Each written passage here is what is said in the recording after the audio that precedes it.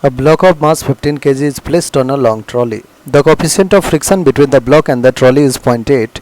The trolley accelerates from rest with 0.5 meter per second square for 20 second. Then what is the friction force?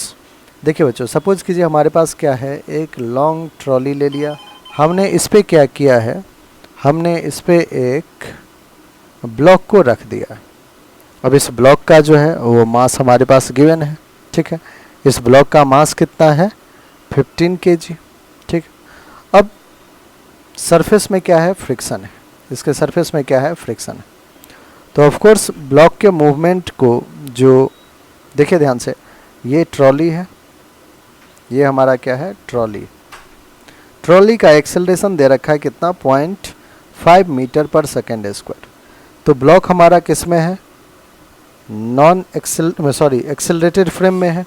और अगर accelerated frame में है तो इस पे क्या एक सूडो फोर्स लगेगा एक्सेलरेशन के अपोजिट डायरेक्शन में. ठीक है, अब इस डायरेक्शन में अगर सूडो फोर्स लगेगा तो ब्लॉक का मूवमेंट का टेंडेंसी लेफ्ट होगा, तो फ्रिक्शन जो है वो राइट में लगेगा. बच्चों यहाँ पे मैं फ्री बॉडी डायग्राम दिखा रहा हूँ. फ्रिक्शन फोर्स इधर लग रहा है, नॉर्मल रिएक्शन ऊपर और mg फोर्स नीचे लग रहा है. क्या और कोई बॉडी में फोर्स लग रहा है क्या, नहीं लग रहा. नेक्स्ट एक और बातें देखते हैं बच्चों. जो maximum value of friction force जिसको लिमिटिंग कहेंगे वो कितना लगेगा, म्यू इंटू एन. म्यू कितना है, 0.18 इंटू एन क्या होगा, m इंटू जी. मास कितना है, 15. जी की वैल्यू ले लेते हैं 10 अपन. तो 18/100 इंटू 15 इंटू 10. अब 10 ने 10 को कैंसिल किया, 5 से 3 जा, 5 से 2 जा, 2 1 जा, 2 9 जा, दैट इज 27 न्यूटन है मैक्सिमम लिमिटिंग फ्रिक्शन.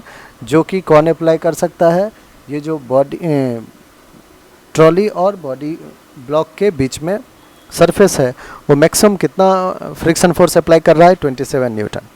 अब बच्चों अगर इस ब्लॉक को कॉमन एक्सेलरेशन 0.5 से ही चले तो इस पे लेट्स से कि हम क्या चाह रहे हैं कि जो हमारा ब्लॉक है, जो ट्रॉली के ऊपर ब्लॉक है, वो ट्रॉली के ही एक्सेलरेशन से चले.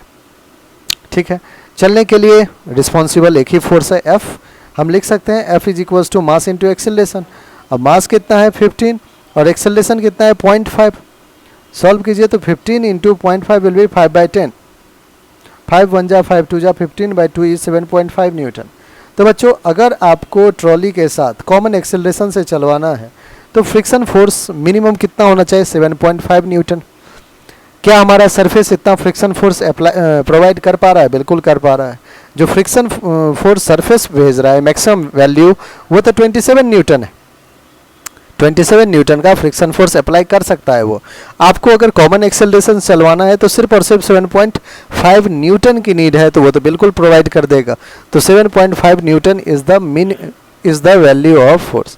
7.5 न्यूटन ही हमारा बिल्कुल बच्चों क्या होगा, बिल्कुल करेक्ट आंसर भी होगा. ठीक है, 7.5 न्यूटन क्या हो जाएगा हमारा, बिल्कुल करेक्ट आंसर होगा, क्योंकि स्टैटिक वैल्यू है. स्टैटिक वैल्यू ये जो आपको 27 न्यूटन आ रहा है वो मैक्सिमम वैल्यू है लिमिटिंग फ्रिक्शन का, लिमिटिंग है. ये 7.5 न्यूटन से ही हमारा ब्लॉक जो है वो कॉमन एक्सेलरेशन से जा सकता है.